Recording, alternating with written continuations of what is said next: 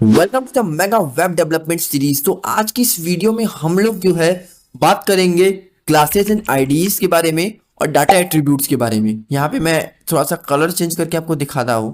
तो यहाँ पे मैं क्या करूँगा, यहाँ पे मैं रेड कलर ले लेता हूँ। तो यहाँ पर देखो, हम लोगों ने पिछले वीडियो में सबसे पहले वाले ट्यूटोरियल में इन 5 टॉपिक्स को देखा था। फिर हम लोगों ने इन 4 टॉपिक्स को देखा था क्योंकि वो वीडियो लंबी हो गई थी, इसीलिए मैंने यहाँ पे क्लासेस आईडीज और डाटा एट्रीब्यूट्स इन दोनों को लीव कर दिया। और ये बहुत इंपॉर्टेंट टॉपिक है, इसीलिए मैंने इसके लिए प्रॉपर टाइमिंग के लिए आपको कहा है। तो आज की इस वीडियो में मैं आपको इसमें प्रैक्टिकल भी दूंगा और थ्योरी भी दूंगा। थ्योरी तो बहुत कम ही रहेंगी क्योंकि हम लोग ज़्यादातर इसमें प्रैक्टिकल से ही बात करेंगे, ठीक है। और दूसरी बात कि आप लोग इस दोनों टॉपिक्स को कवर करने के बाद लेवल 1 हमारा कंप्लीट हो चुका होगा, जिसमें कि आपको कंप्लीट बेसिक गाइड मिला है। तो आप लोग अगर प्लेलिस्ट को एक्सेस नहीं किए तो एक्सेस कर लेना। इन सारे स्लाइड्स का जितने भी पीडीएफ्स होते हैं मैं टेलीग्राम ग्रुप पे आपको अपलोड कर दूंगा। आप लोग वहां से डाउनलोड करके इजीली नोट्स को ले सकते हो, ठीक है। आगे जो आने वाले कोर्सेज हैं आपको मैंने ऑलरेडी बताया है। CSS हो गया, आपका जावास्क्रिप्ट हो गया, MongoDB हो गया, रिएक्ट JS हो गया, ऐसे काफ़ी सारे फ्रंट एंड और बैक एंड के वीडियोस आने वाले हैं और इसमें मैं काफ़ी सारे प्रोजेक्ट्स भी कराऊंगा। अभी मेरा HTML कोर्स जो लेवल 1 अभी हम लोग कंप्लीट करेंगे, जैसे लेवल 3 तक हम लोग पहुंचेंगे, लेवल 3 कंप्लीट होगा, हमारा प्रोजेक्ट आना शुरू हो जाएगा। HTML से रिलेटेड मैं आपको कम से कम 3 से 4 प्रोजेक्ट कराने वाला हूँ, जी हाँ। और दूसरी बात कि जैसे ही हम लोग HTML कंप्लीट कर लेंगे, प्रोजेक्ट भी कंप्लीट कर लेंगे, तो हम लोग CSS में थोड़े से एक्स्ट्रा एफर्ट्स लगाएंगे और वहाँ पे हम लोग कुछ और चीज़ें सीखेंगे, जिसकी मदद से आप लोग यहाँ पे HTML की ही वेबसाइट को मॉडिफाई करके एक प्रोफेशनल वेबसाइट बना सकते हो, वो भी बिल्कुल free of cost with the help of only HTML CSS, no JavaScript. Yes, क्योंकि जावास्क्रिप्ट जो होता है वो फंक्शनैलिटी प्रोवाइड करता है। ये सारी बातें हम लोग बाद में जानेंगे, ठीक है। और हाँ, HTML में हम लोग देखो ये और ये दोनों फंक्शंस हम लोग इंक्लूड करेंगे। CSS जावास्क्रिप्ट थोड़ी बहुत यूज़ तो होगी ही, क्योंकि प्योर HTML से अगर वेबसाइट देखा जाए तो वो बहुत ही एक बेसिक डिज़ाइन होती है, ठीक है। इसीलिए हम लोग यहाँ पे थोड़े बहुत CSS के यूज करेंगे। अगर जावास्क्रिप्ट का यूज हुआ है तो उसको भी हम लोग करेंगे, लेकिन सारे प्रॉपर्टीज़ को एक्सप्लेन मैं कर दूंगा, डोंट वरी, ठीक है। तो आइए हम लोग जल्दी से यहाँ पर चलते हैं अपने क्लासेस और आईडीज़ वाले PDF पे। तो आइए स्टार्ट करते हैं। हमारा चैप्टर 10 क्या है, क्लासेस एंड आईडीज। तो आइए इसको समझते हैं। तो यहाँ पर देखिए आप लोग, मैं यहाँ पे क्या करता हूँ, रेड कलर ले लेता हूँ एक बार, जिससे कि आपको एक्सप्लेनेशन में मदद मिलेगी। तो यहाँ पर देखो क्लासेस एंड आईडीज में क्या आएगा हमारा। सबसे पहले क्लासेस एंड आईडीज होती क्या है, आइए इसको समझ लेते हैं। थोड़ा सा बहुत प्रैक्टिकल है, घबराओ मत, मैं तुरंत ले चलूंगा आपको।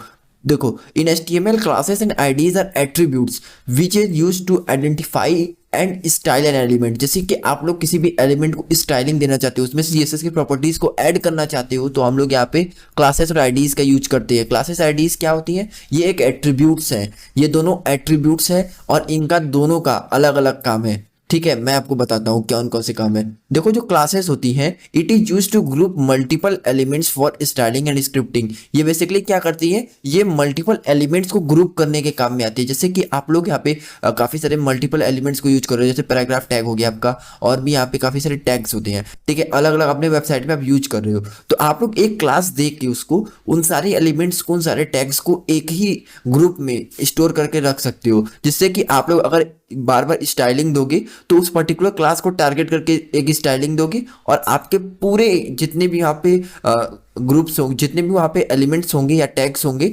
उनमें चेंजेस आ जाएंगी। ये होता है फ़र्क। अगर मान लो अगर आपने 50 एलिमेंट्स को टारगेट किया है, तो आप लोग एक एक करके अगर टारगेट करोगे तो आपको बहुत ज़्यादा टाइम लगेगा। लेकिन अगर एक क्लास बनाकर आप डायरेक्टली टारगेट करोगे, ग्रुप कर दोगे और उस ग्रुप का नाम रख दोगे, उस ग्रुप पे आप लोग डायरेक्टली अगर अपना स्टाइलिंग यूज करोगे तो आपका जो है टाइम भी बचेगा और प्लस उन सभी पे प्रॉपरली स्टाइलिंग हो जाएगी। समझ रहे हो। जैसे मैं आपको एक एग्जांपल समझाता हूँ। जैसे ये सारे काफ़ी सारे छोटे छोटे ब्लॉक्स हैं, ठीक है। यहाँ पे ये काफ़ी सारे छोटे छोटे ब्लॉक्स हैं जो कि एक बॉक्स के अंदर आते हैं, ठीक है।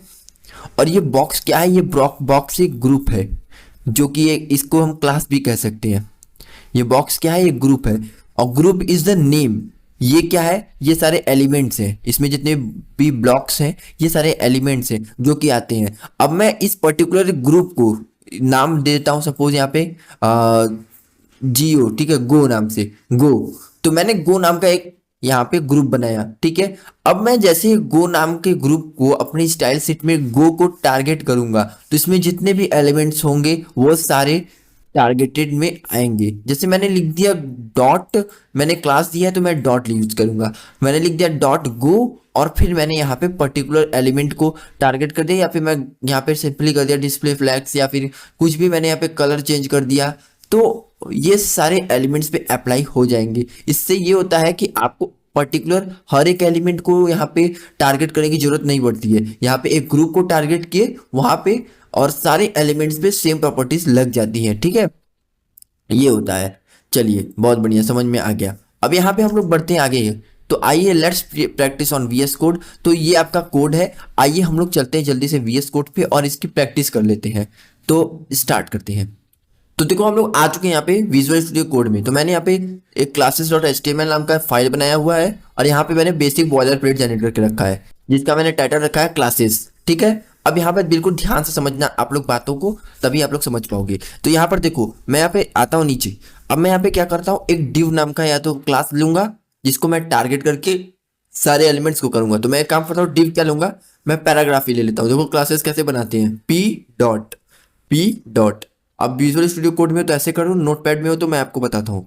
पी डॉट और यहाँ पे कोई भी आप लोग क्लास दे सकते हो, अपने मन का दे दो। हाईलाइट HIGHLIGHT मैंने ये दे दिया ना, रैंडम सा, ठीक है। तो देखो कुछ इस तरीके से इसका फॉर्मेट आ गया, class is equal to double inverted comma में हाईलाइट। ये क्या है, एक क्लास है, इसके अंदर मैं चाहूँ जितने भी एलिमेंट्स रख सकता हूँ। तो मैं यहाँ पे क्या करता हूँ, मैं यहाँ पे लॉरेम एप्सम का यूज करता हूँ। लॉरेम एप्सम आप लोग जानते ही हो, ये क्या करता है, ये बेसिकली आपको एक डेमो कोड प्रोवाइड करता है। तो यहाँ पे मैं लिखता हूँ 2, या फिर मैं एक काम करता हूँ 10 लेटर्स का एक डेमो कोड करता हूँ प्रोड्यूस। अब यहाँ पे ये मैंने कर दिया, ठीक है। अब मैं यहाँ पे एक और क्लास बनाऊंगा, कंट्रोल करूंगा, एंटर करूंगा, दूसरे लाइन पे आऊंगा और मैं एक और क्लास बनाऊंगा। यहाँ पे कौन सा क्लास बनाता हूँ, मैं यहाँ पे लगाता हूँ हाईलाइट HIGHLIGHT हाईलाइट सेंटर, ठीक है। अभी मुझे पता है आपको समझ नहीं आ रहा है, पल्ले नहीं पड़ रहा है कुछ भी, लेकिन आपको भी पल्ले पड़ेगा, घबराओ मत। हाईलाइट और फिर यहाँ पे मैं डबल क्लासेस बनाना चाह रहा हूँ, तो मैं यहाँ पे सेंटर कर देता हूँ, सेंटर। एंटर करूंगा तो यहाँ पे ये देखो, आप लोग देखो यहाँ पे एक एक क्लास भी बना सकते हो और दो क्लासेस भी बना सकते हो। कैसे, यहाँ पे सिंपली ऐसे, इस तरीके से आप लोग दो क्लासेस भी बना सकते हो। डोंट वरी, यहाँ पे कोई बहुत जरूरी नहीं है कि यहाँ पे एक ही क्लास दिया जाए तो ही, यहाँ पे दो क्लास या मल्टीपल क्लासेस भी दिए जा सकती हैं। जैसे मैंने यहाँ पे दिया हाईलाइट और सेंटर। अब यहाँ पे देखना, मैं भी यहाँ पे सिंपल सा लॉरेम एप्सम का यूज करूंगा, लॉरेम 5, ठीक है। अभी मैं ये सब क्या कर रहा हूँ अभी मैं आपको बताता हूँ, ठीक है। आप इसके लिए बिल्कुल टेंशन मत लेना। तो मैं यहाँ पे इसको कुछ इस तरीके से कर दे रहा हूँ यहाँ पर, ठीक है। तो यहाँ पर देखो आप लोग, यहाँ पे मैंने लॉरेम लिया, यहाँ पे पैराग्राफ लिया। अब मैं यहाँ पर क्या करता हूँ, मैं इसको एक और पैराग्राफ टैग में देता हूँ। एक और पैराग्राफ टैग मैं क्यों दे रहा हूँ अभी मैं आपको बता रहा हूँ, रुक जाओ। लॉरेम और लॉरेम 12, ठीक है, मैंने ये दिया। मैंने ये 3 काम कर लिया। अब मुझे यहाँ पर देखो, मैंने यहाँ पे 2 क्लासेस बनाए। पहला रखा हाईलाइट, जिसमें मैंने यहाँ पे ये डेमो कोड रखा, फिर यहाँ पे हाईलाइट और 2 सेंटर। मैंने 2 क्लासेस बनाया हाईलाइट और सेंटर नाम से, और मैंने इसमें ये एलिमेंट्स रखे। अब देखो मैं कैसे यहाँ पे टारगेट करके इसको अच्छे से बताता हूँ। इसको यहाँ पर मैं लाइव प्रीव्यू में दिखाता हूँ आपको। तो ये इस समय क्या आ रहा है, ये इस समय यहाँ पर इस तरीके से दिख रहा है, देखो देख रहे हो, इस तरीके से ये दिख रहा है। तो अब मैं चाहता हूँ कि ये जो लॉरेम है इसका जो ये कलर है वो चेंज हो जाए। तो मैं इसके लिए क्या करूँगा, मैं इसके लिए सिंपली यहाँ पर टाइटल के नीचे आऊँगा, या फिर आप लोग इसी में दे सकते हो। सिंपली मैं यहाँ पे क्या करूँगा, स्टाइल करूँगा, स्टाइल।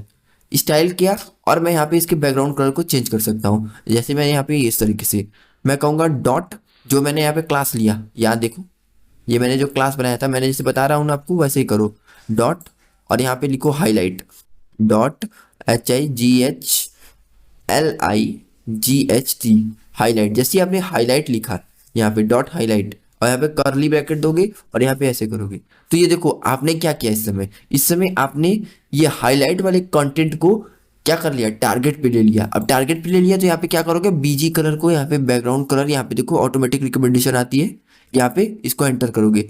अब मैं जब यहाँ पे बैकग्राउंड कलर ले लिया, सपोज मैं ले लेता हूँ येलो, या फिर मैं ले लेता हूँ यहाँ पे ग्रे, ठीक है, नहीं येलो ले लेता हूँ, येलो।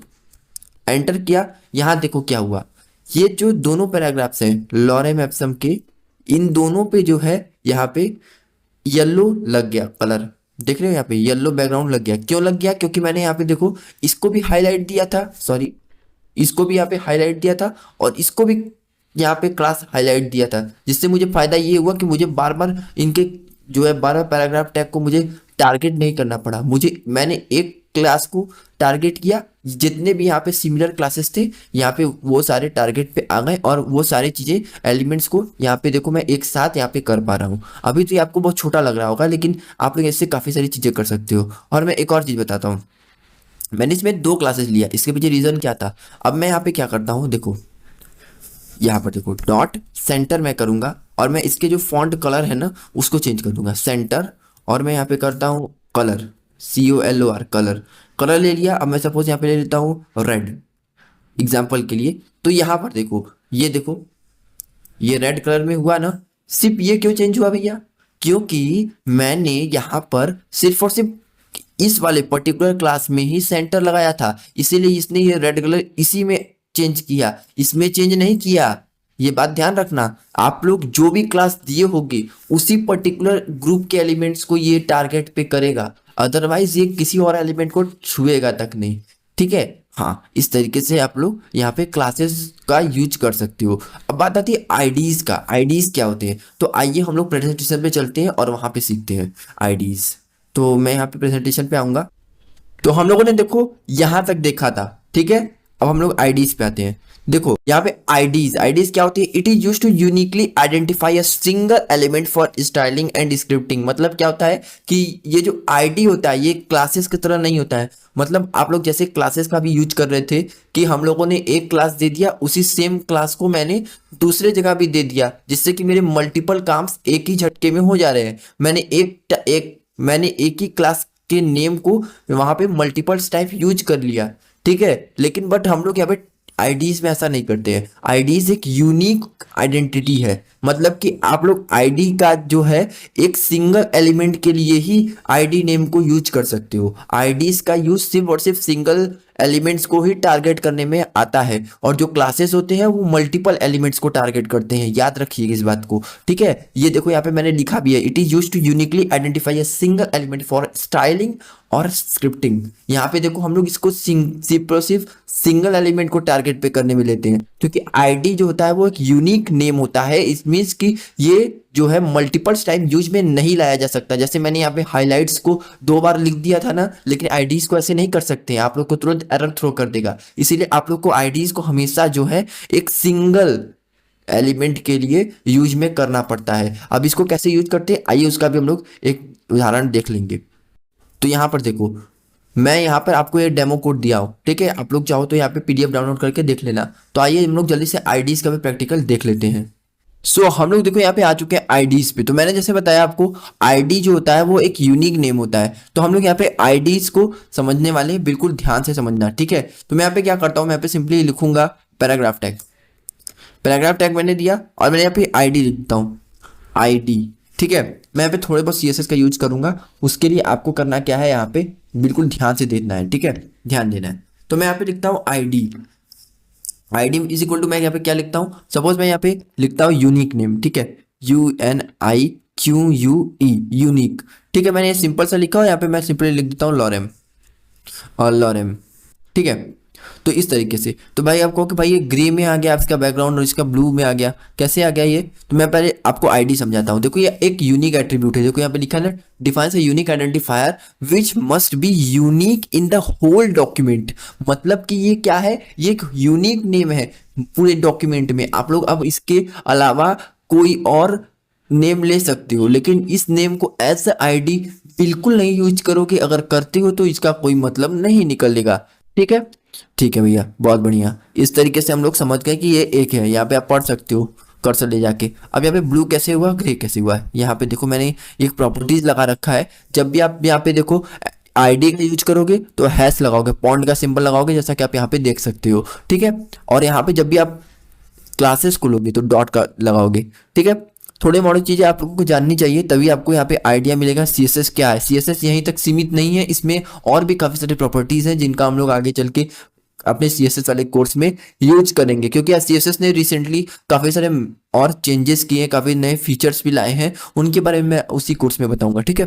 तो यहाँ पर देख सकते हो, यहाँ पे कलर वगैरह ब्लू है। इसका मैंने कैसे किया, यूनिक पे मैंने कलर ब्लू कर दिया, और मैंने जितने भी पैराग्राफ एलिमेंट्स थे ये इन दोनों पे क्यों नहीं लगा, उनको ग्रे कर दिया, ठीक है, बैकग्राउंड उनका, जिससे कि सभी पैराग्राफ चाहे वो उनमें आईडी लगा हो, क्लास लगा हो, उससे मैटर नहीं करता है, पैराग्राफ है बस उस पे लग गया, ठीक है। अब यहाँ पे इन दोनों पे क्यों नहीं लगा सवाल होगा, इन दोनों पे इसलिए नहीं लगा क्योंकि मैंने इन दोनों पे ऑलरेडी इनका हाईलाइट कर रखा है, इनको ऑलरेडी एक कलर दे रखा है ब्लैक, सॉरी येलो, इसीलिए इन पे ये नहीं लगा, ठीक है। इस बात का आप लोग बिल्कुल खास ध्यान रखना।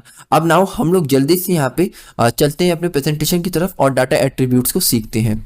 तो यहाँ पे डाटा एट्रीब्यूट्स क्या होते हैं, data attributes are the custom attributes in HTML that allow you to store additional information in metadata in an element. The attributes are very useful for adding extra information in an element without cluttering for your HTML। मतलब ये data attributes क्या होता है, data attributes basically वो होते हैं जिसमें कि आप लोग एक्स्ट्रा इंफॉर्मेशंस को ऐड कर सकते हो किसी भी एलिमेंट में। क्या मतलब है इसका, इसका मतलब देखो मैं बताता हूँ आपको। यहाँ पे देखो इसका मतलब यही है, जैसे ये डाटा की है, आप इसकी जगह कुछ भी दे सकते हो, चाहो तो आप यहाँ पे कोई बटन लगा के यहाँ पे डाटा प्रोडक्ट की इज इक्वल टू कुछ भी लगा सकते हो, ठीक है। और यहाँ पे ये वैल्यू है, यहाँ पे आप लोग डाटा एट्रीब्यूट में कुछ भी यहाँ पे ये जो होता है द कस्टम एट्रीब्यूट नेम, ये होता है डाटा की, ठीक है। और जो वैल्यू होता है ये आप लोग जो भी वैल्यू यहाँ पे जो भी आप स्टोर करना चाहते हो वैल्यू, वो आप यहाँ पे वैल्यू की जगह दोगे, ठीक है। यही होता है इसका बेसिक सिंटेक्स। अब ये वैसे तो इसका प्रैक्टिकल जो होता है जावास्क्रिप्ट में होता है, अगर मैं आपको बताऊंगा तो आपको अभी समझ नहीं आएगा, लेकिन फिर भी मैं एक प्रैक्टिकल आपको करा देता हूँ जिससे कि आपको थोड़े बहुत आइडिया लग जाएंगे, ठीक है। तो मैं यहाँ पे करूँगा क्या, मैं यहाँ पे चलूंगा विजुअल स्टूडियो कोड में। तो यहाँ पे आप लोग देख सकते हो मैंने जैसे यहाँ पे लिखा है डाटा प्रोडक्ट आईडी, यहाँ पे मैंने एक नया फाइल बनाया जिसमें मैंने एक जो है यहाँ पे टाइटल रखा डाटा एट्रीब्यूट्स के नाम से। यहाँ पे data product ID is equal to मैंने यहाँ पे लिखा 567 और data price is equal to मैंने लिखा 890, ठीक है। अब मैंने ये दोनों यहाँ पे बटन लगाए हुए हैं और जिसका नाम है बाय नाउ, ठीक। अब मैं चाहता हूँ कोई भी बंदा जैसे बाय नाउ पे क्लिक करे तो उसको एक अलर्ट आए, तो कैसे आएगा यहाँ पे, तो यहाँ पे मुझे एक फंक्शन लिखना पड़ेगा जो कि जावास्क्रिप्ट में है, ठीक है। यहाँ पे इसलिए मैंने स्क्रिप्ट नाम का टैग भी यूज किया है। तो मैं यहाँ पे लिखूंगा सिंपली क्या, फंक्शन और फिर मैं लिखूंगा get product ID, get product PRODUCT, get product ID. देखो गेट प्रोडक्ट आईडी नहीं, गेट प्रोडक्ट डाटा होगा, sorry, get product DATA data. जैसे मैंने गेट प्रोडक्ट डाटा लिखा, अब मैं यहाँ पे करली ब्रैकेट नहीं, मैं यहाँ पे सिंपल सा ब्रैकेट दूंगा जिसमें मैं लिखूंगा एलिमेंट, ठीक है। उसके बाद मैं यहाँ पे क्या करता हूँ, मैं यहाँ पर एक करली ब्रैकेट दूंगा, करली ब्रैकेट में मैं अब यहाँ पे सारे फंक्शंस लिखने वाला हूँ। ये सारे फंक्शंस क्या करेंगे मैं अभी आपको बताऊंगा, तब तक के लिए मुझे अभी यहाँ पे थोड़ा सा जल्दी करना होगा जिससे कि मैं आपको बता पाऊँ। तो यहाँ पे देखो कुछ इस तरीके के आप लोग जावास्क्रिप्ट की फंक्शन लिखोगे और यहाँ पे जैसे मैं लाइव सर्वर पे रन करता हूँ तो यहाँ पे देखो क्या होगा, मैं इसे वापस से लाइव सर्वर पे रन करूंगा तो आप लोग देखना क्या होगा। तो ये आपका जो जावास्क्रिप्ट फंक्शन है ये देखो क्या करता है। यहाँ पे मैंने यहाँ पे बाय नाउ का एक प्रोजेक्ट बनाया, तो मैं इस पर क्लिक कर रहा हूँ, देखो ये क्या आ रहा है, emergency save turn on this extend. तो इस तरीके से आपको चाहिए इसका आ रहा है, मैं यहाँ पे करता हूँ क्लिक, तो ये आपका एक अलर्ट शो करेगा। ये पता नहीं क्यों इस पर शो नहीं कर रहा है, आई डोंट नो, लेकिन ये आई थिंक शो होना तो चाहिए यहाँ पे। तो वेट मैं यहाँ पे चेक करता हूँ कुछ गड़बड़ हुई है क्या। प्रोडक्ट आईडी मैंने सब कुछ सही दिया है, get product data product ID पर ऑन क्लिक, अच्छा मैंने यहाँ पे देखो ऑन क्लिक इवेंट नहीं लगाया इसलिए इसने मुझे यहाँ पे एरर थ्रो किया। ऑन क्लिक लगाऊंगा मैं, ऑन क्लिक करने के बाद मैं यहाँ पे लिखूंगा गेट, क्योंकि यहाँ पे देखो आप लोग जब भी बटन में लगा रहे हो तो मैं बटन में मुझे अलर्ट शो होने के लिए मुझे ये फंक्शन लगाना पड़ेगा, गेट प्रोडक्ट डाटा, ठीक है। तो मैंने यहाँ पे गेट प्रोडक्ट डाटा लगाया। अब यहाँ पे देखो आप जैसे कोई बंदा इस पर क्लिक किया तो अब आना चाहिए इसको यहाँ पर, तो यहाँ पे देखो गेट प्रोडक्ट डाटा, फिर इसके बाद यहाँ पे ब्रैकेट और फिर यहाँ पे लिखोगे दिस, ठीक है। जैसे आपने ये लिखा दिस, अब यहाँ पर आप लोग आओ अपने ब्राउजर पे लाइव सर्वर ओपन कर लो और यहाँ पे जैसे क्लिक करोगे ये देखो इस तरीके से आपका जो है मैसेज शो होगा। यहाँ पे देखो फिर से मैं क्लिक करता हूँ, यहाँ पे देखो, तो ये होता है आपका डाटा एट्रीब्यूट। ये बेसिकली करता क्या है, ये चीज़ों को यहाँ पे स्टोर करके रखता है, बस यही काम होता है। ये कस्टमाइज डाटा कस्टमाइज एट्रीब्यूट होता है, ठीक है। तो आई होप आपको समझ में आया होगा डाटा एट्रीब्यूट। तो मिलते हैं दूसरे वीडियो में, थैंक्स फॉर वॉचिंग।